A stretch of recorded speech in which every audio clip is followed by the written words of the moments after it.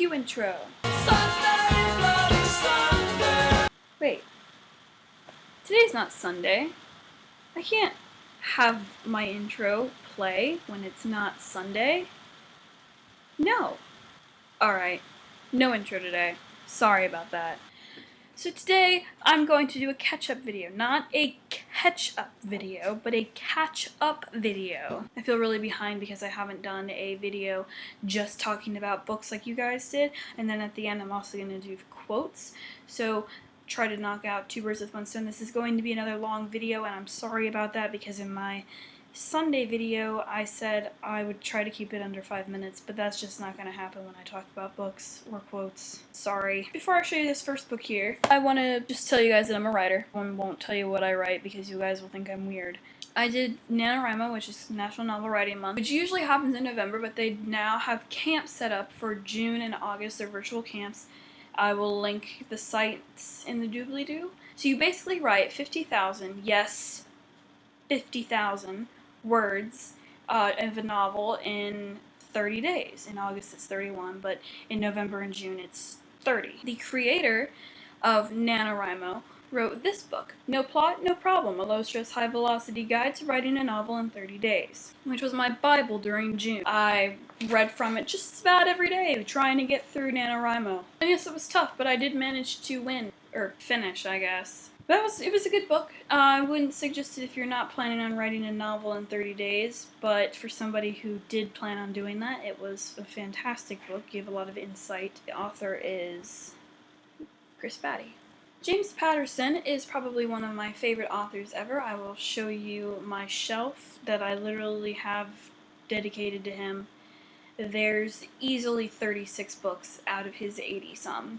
Not to mention, I have all of the Maximum Ride books on my Nook or iPad or whatever. So, fantastic series. I definitely recommend Maximum Ride, and James Patterson in general just is fantastic. Sarah Dessen is probably by far one of my favorite authors. I think it was Rackle who said that she liked Sarah Dessen as well. I'm currently reading Dreamland, but The Truth About Forever is probably one of my favorite books, along with this lullaby, both of which I own, as well as Just Listen, Lock and Key, and I thought I owned Keeping the Moon, but I don't. An all-time classic. I mean, first of all, the author is just fantastic. All of his books are great, but Matilda is definitely a book for nerds. If you like to read, this is the book for you. I wish I could do awesome powers. The movie did not disappoint me. I actually enjoyed the movie, so if you haven't checked out the movie, do that. This author, whose last name I always pronounce wrong, also wrote My Sister's Keeper, so if you guys have seen that movie, the book is even better and has a different ending, better ending. But this book was fantastic, House Rules. It's about a kid with Asperger's who is charged for a murder. Alright, so yes, I'm a huge John Green fan, and I actually left all 3 copies of The Fault in Our Stars upstairs, because I didn't feel like dragging them down again. Plus, you guys have already seen them. Will Grayson was fantastic. I'm bisexual, so the whole fact of, like, the whole GSA thing and the fact that Tiny Cooper was gay and all that was amazing. So like I said before, I'm currently reading The Girl with the Dragon Tattoo. I'm now on page 400. I suggest reading this. If you haven't watched the movies, it's probably going to be a bit confusing. I definitely suggest watching the Swedish version of the movie. And I say that because the actors, to me, were better. But if you don't like reading subtitles, just go ahead and watch the English version. But the book was fantastic, especially since I watched the movies and I knew what it was going to be about, and I was able to skip through the slow parts easier. If you don't like rape scenes, I would not suggest this book.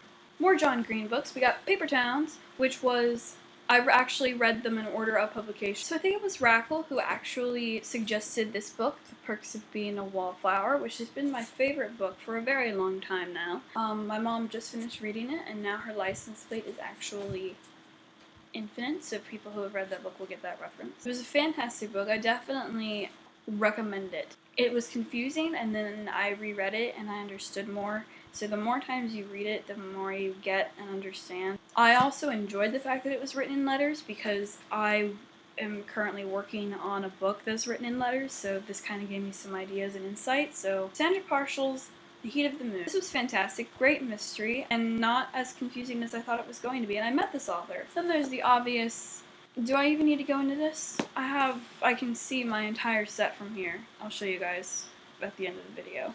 Abraham Lincoln, Vampire Hunter. This was actually Eric's copy of the book, and when he broke up with me, I said, I'm keeping all of the books that you let me borrow. Anyway, so this was a fantastic book. Definitely enjoyed this, and I really want to read Pride and Prejudice and Zombies, I think is the other book. I definitely want to read that. So once I get my hands on that book, I will tell you all about it. But this was fantastic, and I totally recommend this. I think the movie's coming out, or is out, or something like that, so read that. So I'm coming up with 28 from this series, but I'm pretty sure I have more somewhere.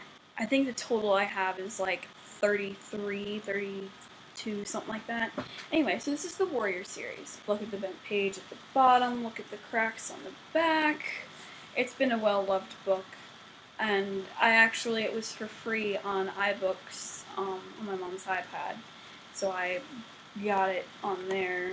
Fantastic series. I'm a huge cat person, so I definitely enjoyed this. I suggest you read it because, there's a lot of books in the series, and you'll probably get to the second set of 6 and be like, I can't read this anymore. But really, it was fantastic. I absolutely loved the series, and I will reread it over and over and over again. There's also a set of mangas in the series, so there you go. There's 3 of them. I know there's like more than this. I don't have them all, and these don't make sense unless you read the second set of 6. I don't want you guys to like pick this up and then get confused. And you won't understand the second 6 unless you read the first 6, and you're not going to understand the third or fourth 6 unless you read and understand the other. Read them in order. Don't do what I did and mess up the first series. There's also the special books. We have Secrets of the Clans here, which is a Warriors field guide. Oh, here it is. Let It Snow by John Green, Maureen Johnson, and Lauren Miracle. Miracle? Same difference. Fantastic book because the first time I read it, I borrowed my friend Morgan's copy. She's not my friend anymore. Anyway, I borrowed her copy of the book and actually gave a copy to Eric, but I only read John Green's portion because it's okay to read just one of them. You don't have to continue, and you can start in the middle or start on one and it's still going to make kind of sense. No, you can read John Green's or you can read Maureen's and it will make perfect sense, but you cannot read Lauren's unless you read the other 2, because then it won't make sense because of the ending. And we're coming to the end of the bag. Obviously, any nerd fighter has to have read the Chronicles of Narnia, but not only do I have the box set, yes, we have this, which is the great big Chronicle thingamajig. It's huge, it's hardback, it's fantastic, and it has color pictures, so I love it. Harry Potter and the Sorcerer's Stone, a deluxe pop-up book. Yes, I have the pop-up version of the Sorcerer's Stone, all me nerdy. The Beacon Street Girls. This was a fantastic series. I have 10 right here, and then we have 2 special edition. One is in my sister's room, and then one is here. So I have 11 here, and 1 upstairs, so 12 total.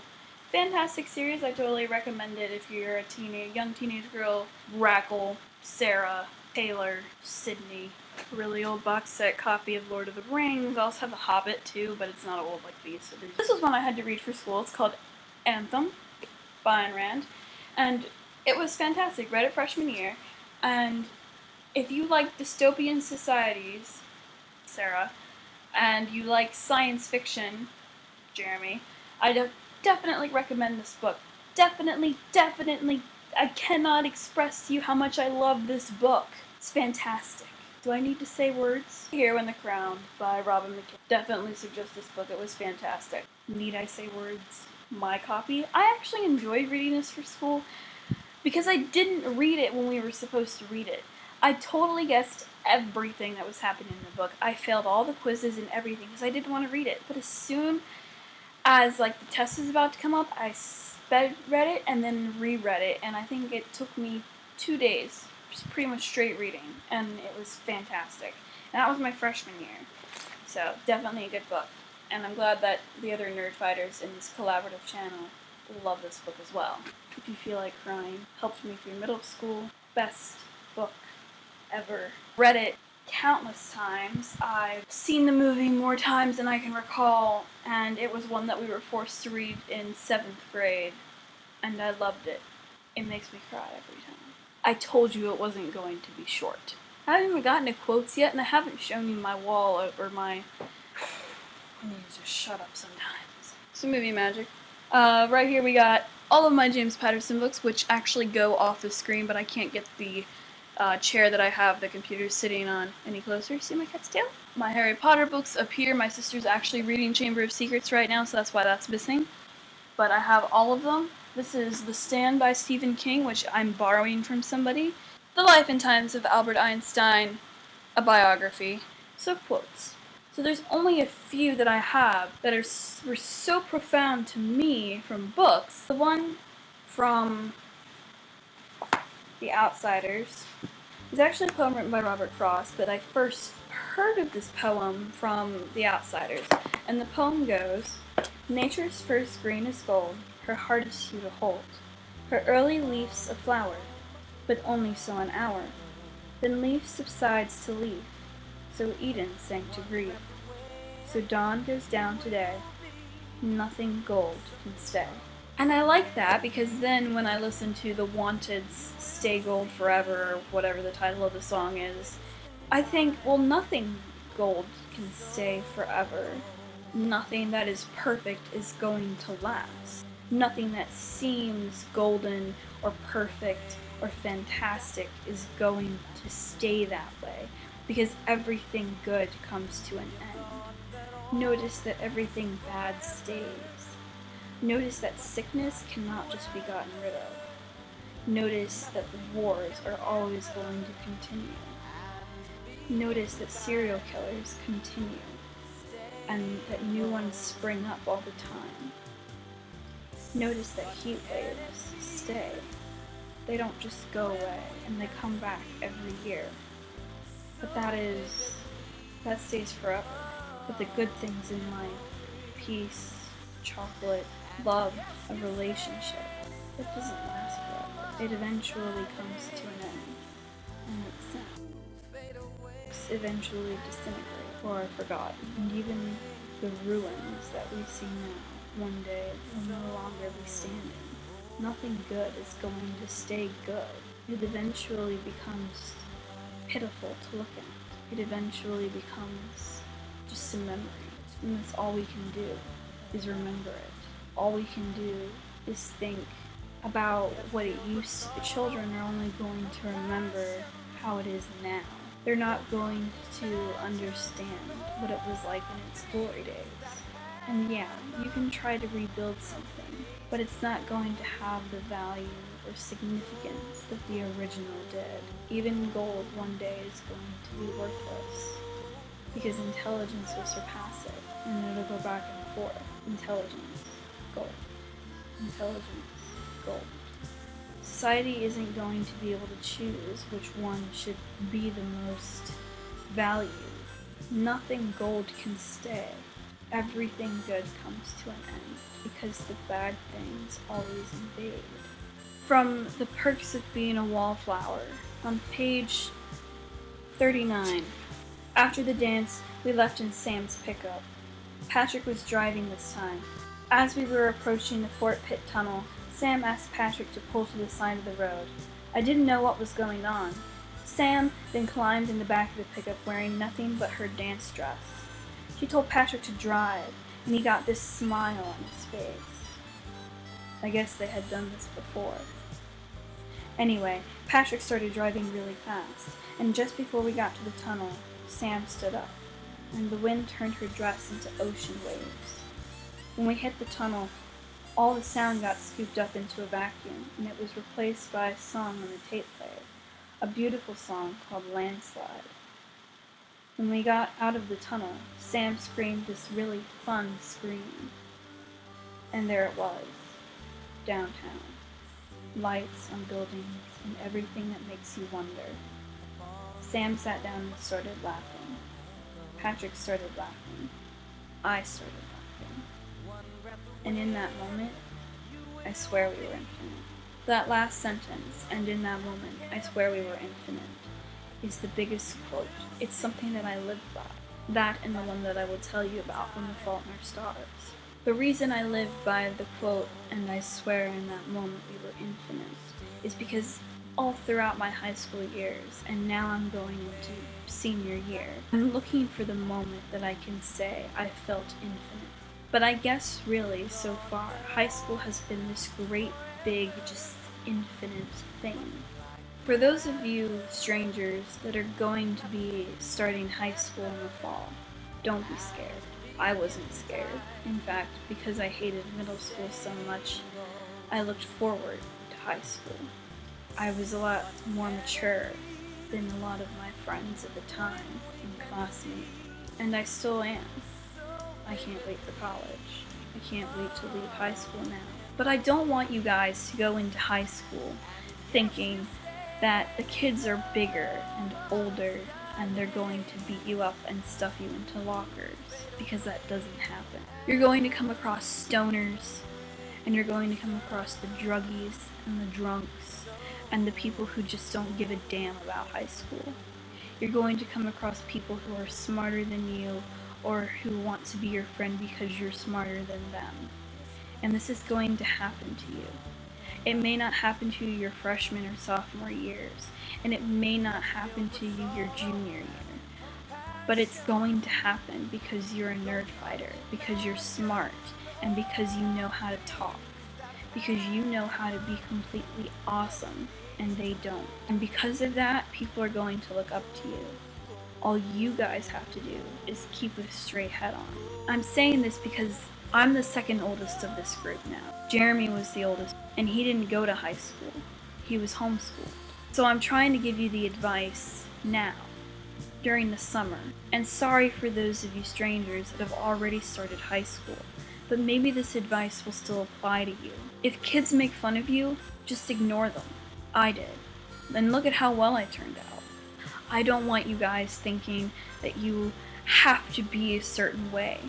I don't want any of you to change, because I like you all for how you are. And in my Sunday video, I'm going to explain why I like each of you. There's something about you all. There's something that I like about you all. And each and every one of you has had this fantastic impact. Because you all are younger than me, except for Jeremy. You all are younger than me. You all have so much to look forward to. And I wish that I had had this advice when I was your all's age. And I know there's only 3 or 4 years different. Think about it this way.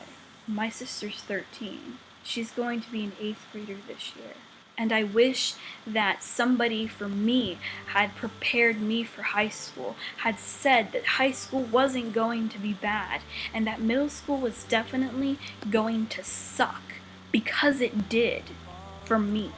I was a chorus kid. In 8th grade, I had the lead part of Guys and Dolls. I was Sarah Brown, but that's a different me. I much prefer the me that I am today, because I'm not a snob, and I understand what's going on in the world, and I don't care how people look at me anymore. I may be shy, but now that I'm going to be a senior in high school, it's fantastic, this feeling.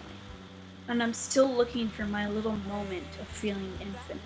But if I don't find one moment, then my whole entire high school experience has been the most infinite moment ever. And I think everybody who has made it that way. Strangers, I want you to think like this. The last quote that I have to share is from The Fault in Our Stars. My thoughts are stars that I cannot fathom into constellations. Nerd fighters, strangers, I will leave that up to you to ponder, since you don't know much about me.